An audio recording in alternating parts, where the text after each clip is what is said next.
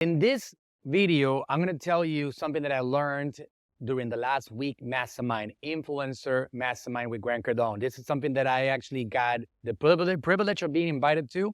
It was actually quite an incredible experience. We went to San Diego. This is the second time in a month and a half that we get invited to a special group.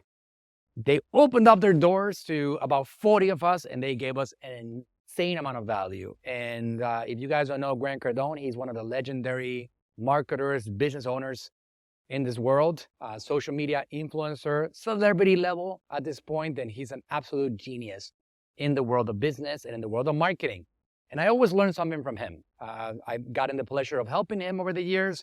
We've done several things, and I've worked with his team in different areas.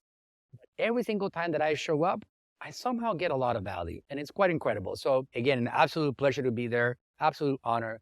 And he gave us content that he doesn't give out to the world publicly. He doesn't really talk about these things very openly.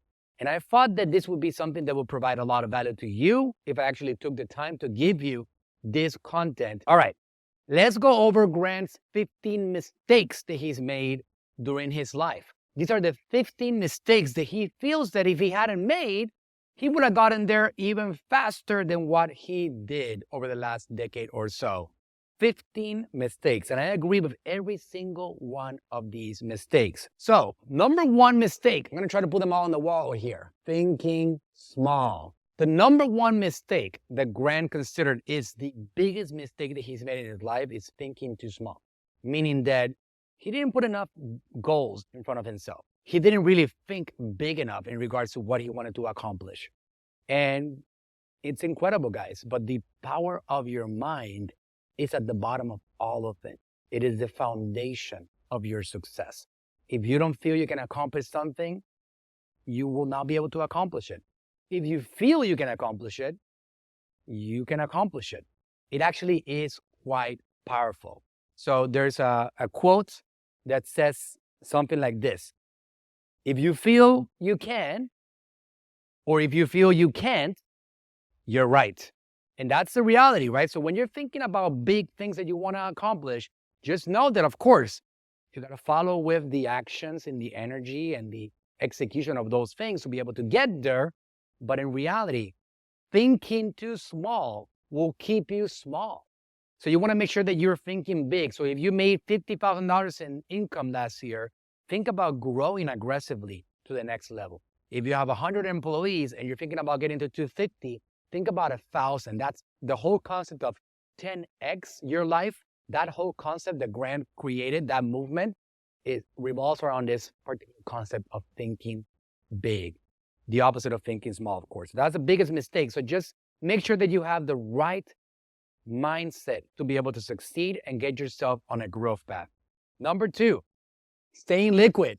If you think about it, the economy right now is telling you this is a fact, right? Like, so when you look at inflation at a very fast pace, historically 3% every year, this last year was off the charts. The value of your dollars is winding down at a very fast pace. So staying liquid is a mistake that he's made. Trying to accumulate money on your savings account at an aggressive way. Trying to keep too much cash on hand, it is a major mistake that he considers he's made over the years. So for those of you guys that have brands and businesses and you have products to sell and services to sell to the world, this is another mistake that Grant made. Too few offers. And this is something that is applicable to every single one of you watching this particular video. If you guys want to generate more revenue, you just have to come up with new offers. Like in the world of AGM marketing, my company, Attention Grabbing Media, I got to keep on innovating and coming up with new things that I can give to you, my public, so I can service you better. In exchange, you're going to pay me more money. So I'm always figuring out ways to expand our product offering. We, along the way, accidentally or not accidentally, we created several agencies inside the same one. I have an Amazon agency. We're helping brands not only get started, but also massively scale. We're really good at it in the Amazon world. We have Shopify agencies, e-commerce agencies. We have content creation agencies, copywriting, email marketing services. We are doing all kinds of things. We want to keep on coming up with offers that are going to solve people's problems. because we are here in the business of helping small businesses, medium-sized businesses succeed. So my responsibility is to you, the small business owner, so I can help you get more results across the board. So having too little offers, it's something that is going to be a major mistake for you as a brand owner, and you should be figuring out how to add more products. So focus on adding more products. Keep on expanding that brand, make it broad, solve more problems with your brand. And that's a big one that you want to push on. So this is a good one. Number 4, not aggressively spending. Not aggressively spending. Something that I can tell you that I believe in also is marketing, advertising. You want to be able to aggressively spend your money. I love this particular concept because the way that Grant described it was money should be treated like a battery of your phone. You know that every single day you need to plug this thing back on with its charger and you need to give it some juice, right? That's the same way that you should approach money. Spend it, aggressively spend it, use it, get in front of more people and get that product that you're doing, those services that you're doing, sold so you can get more money. But aggressively spend the money. Don't be somebody trying to save money just because that's not how you grow. If you talk to every single entrepreneur, business owner, brand owner, even an employee that has been very successful, they keep on spending their money to try to find opportunities to keep on growing. They keep on investing their money consistently. Another one, not aggressively hiring people. All right. I'm a good example of that, right? So just 3 years ago, it was 15 of us, and now we're 115 of us, right? I've scaled our team 100 employees more over the last few years. So aggressively hiring people, you got to understand that people are what build your organization. You are actually dependent on your people to help you accomplish your dreams and goals. So aggressively hiring people is an absolute must. If you look at some of these people that have not done it, they stay small, they don't grow, they think that everybody can actually they cannot do a job as good as they can. Only them can actually perform a task at the level that they can, and that keeps an organization small, keeps a group small. Here's another one, all right? So for you guys that are business owners, entrepreneurs, people that are trying to grow teams, here's another one. Kept people too long. What does it mean by that? Basically, you are trying to keep people that are not providing value to the organization. You're trying to keep people on board that are not really contributing to your mission statement, to the overall goals that you have for your organization. You got to make sure that you let those people go. When you hire people, have a revolving door. People that don't fit into your particular culture, let them walk out. And have a revolving door that has enough people walking in and out so you can build a culture of people that are interested in helping you grow your organization while they themselves use it as a vehicle to accomplish their own personal financial goals. You got to work on that too. Number 7, being the only star. A lot of entrepreneurs, a lot of personal brands, a lot of business owners are very interested in becoming superstars and celebrities. Not just accomplishing their mission statement, but becoming powerful. This is something that is a really, really good point. When you're building a team, you want to make other stars bright around you. You want to make sure that when you're looking at the sky, you're not the only one up there, because a sky that only has one star gets really boring. You want to have a sky full of stars. That's basically how you want to build an organization. So allowing your team to grow, allowing your team to spread their wings, become social media superstars, create content, talk to the world about what they're doing, consistently do this with people around you and lifting them up along the way. It's a massive, massive thing that you can do for your organization. So make sure that you are allowing people to become better and stronger and brighter stars, even to the point that these people are going to start getting autographs requested from them. You want to build other stars around you. You don't want to be the only star. It's a very lonely universe if you're the only one. So that's another one. Not accessible. So for those of you guys that are becoming content creators and powerhouses, Not being accessible to people around them. That Grant considers to be one of his greatest mistakes out there. So you want to make sure that you're doing this consistently with people around you. Let people touch you. Let people get in contact with you. Let people take pictures with you. Let them connect with you. Show them who you are. Create community with people along the way so they can actually know how real you are and how interested you are in having them succeed also along the way. And this is applicable to any brand owner, any successful entrepreneur. You want to make sure that you're creating an environment in which these people feel that you are reachable, that you are accessible. That's a way to win in this game right here. Okay, another one of Grant's mistakes. This is also a big one, and it's a very important one. Having only one vertical. This is something that I've experienced myself. People have advised me over the years. I'm not going to call anybody out, but people have advised me over the years quite a bit of, oh, you got to concentrate on one niche. You should focus only on like HVAC companies, or you should focus only on chiropractors. You have no idea how many times people important in my life have advised me against going broad, all right? Right? Just kidding. I'm just pointing out to my chief marketing officer next to me over here. But that's something that I believe in. When you really believe in your subject, like myself, I always had a big thought. So this is something that, yes, I have thought too small on the way, thinking small, but at the same time, I've been thinking big.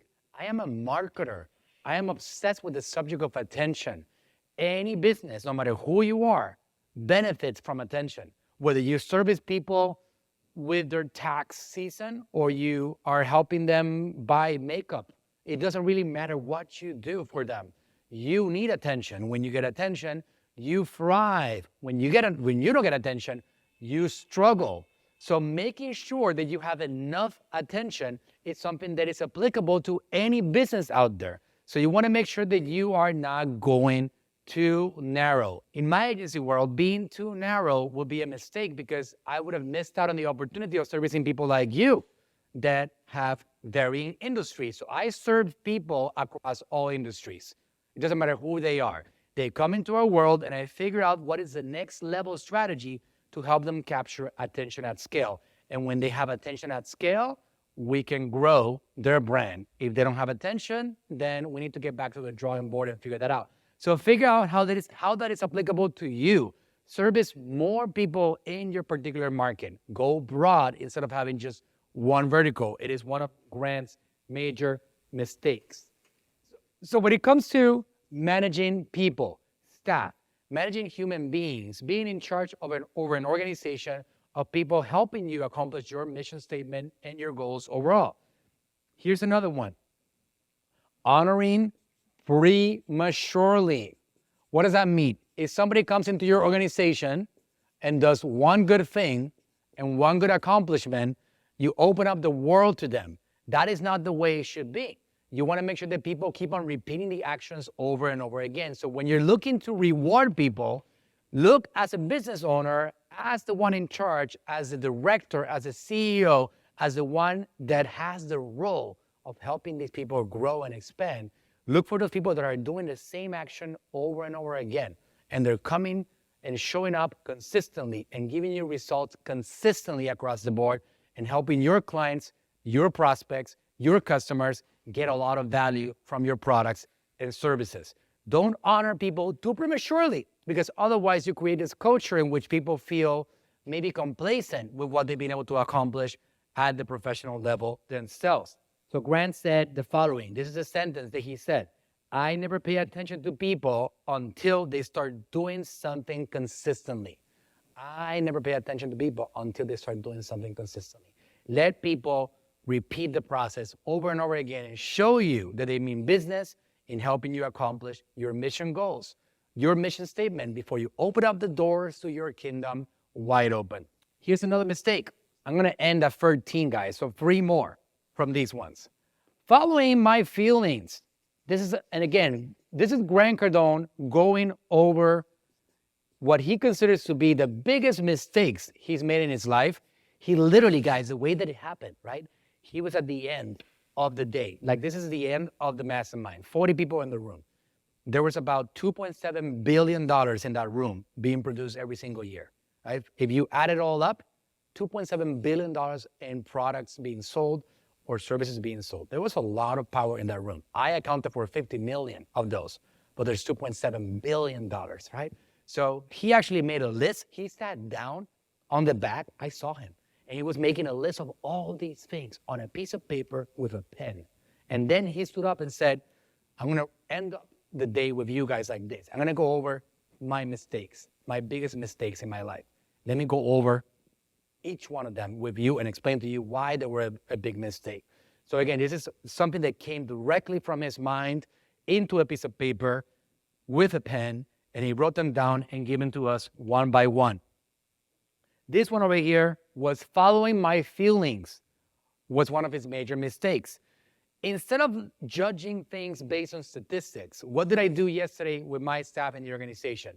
Everybody needs to have a statistic. It's not whether I like you or I don't like you, or I think you're nice, or I appreciate the fact that you said good morning, or that you said goodbye, or that you have manners. It's about what can you produce for the organization? What is the value that you can give the organization? What is it that you get in exchange for what you're getting paid? Not something that is just, oh, I like this person, but more, I'm going to follow my feelings, all right? I'm going to just make sure that these people know that I like them. Who do I like the most? Well, let me just reward you based on that. So following his feelings has been something that he considers to be a big mistake. You want to make sure that you manage things by statistics.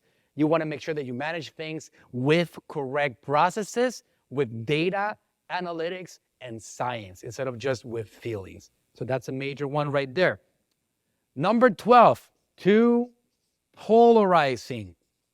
So when he was talking about this particular point, we were all like, what do you mean, Grant? I mean, you're a polarizing figure already. Like, you have this enormous size as a person. And whenever you walk into a room, everybody notices you. And that's part of what makes you special. What do you mean? So everybody wanted to ask more questions about this. They wanted to understand what he meant. And this is what he said. He has been, throughout his career, unnecessarily polarizing in some cases. And that unnecessarily polarizing situation has caused destruction in his own life and in his business. And he gave us an example. When things were happening during COVID-19 was happening, everybody was like going crazy. There was a lot of stress in the environment.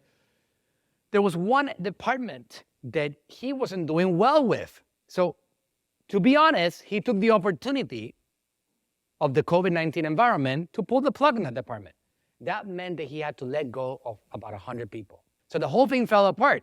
During COVID-19, it feels like it wasn't really that he had to let them go.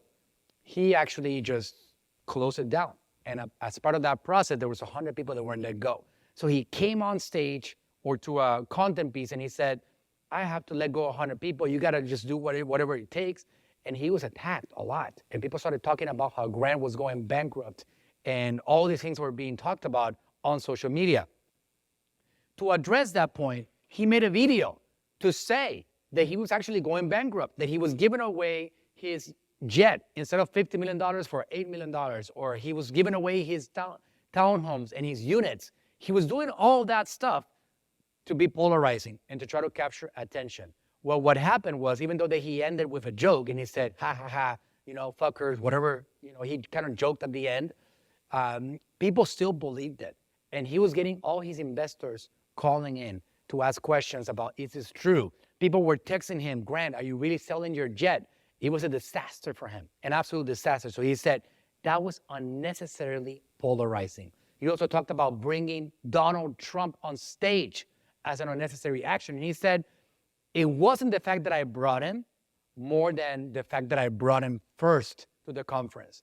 When he brought him first, he created unnecessarily polarizing situation in which people got upset. You got to know that when you're doing this, because of the divided country, 50% of your audience is going to hate what you did. So you're losing out on all these people. So people got upset. Some people got upset. Speakers canceled. And he said, I should have brought this person last instead of first. He then went over like different other examples. And he said, on that particular example of being unnecessarily polarizing. He said, like, for example, if you're an African-American guy, right? Let's say that you're from that community, and you say something like, I'm a Black business owner, and I only serve Black business owners. That is unnecessarily polarizing. Like in my case, I only serve Latin American people because we're a minority. Oh, you're American? I'm not going to serve you. That is unnecessarily polarizing. So you want to make sure that you are not crossing that line that's going to end up hurting your organization, and it's just plain stupidity along the way. Last one that I'm going to give you guys on this particular video. I love this one right here. This one was amazing. This is something that a lot of you guys watching this video are guilty of, and it's a major one, and I have been guilty of myself. Don't listen to professionals. Sounds like a bold statement, right? But here's the thing. If you have money sitting on your bank account and you're trying to get a financial advisor to tell you what to do with that money, it should be somebody that has done it themselves. So when you're trying to get professional advice, make sure the number one is people know who you are and what you're trying to accomplish.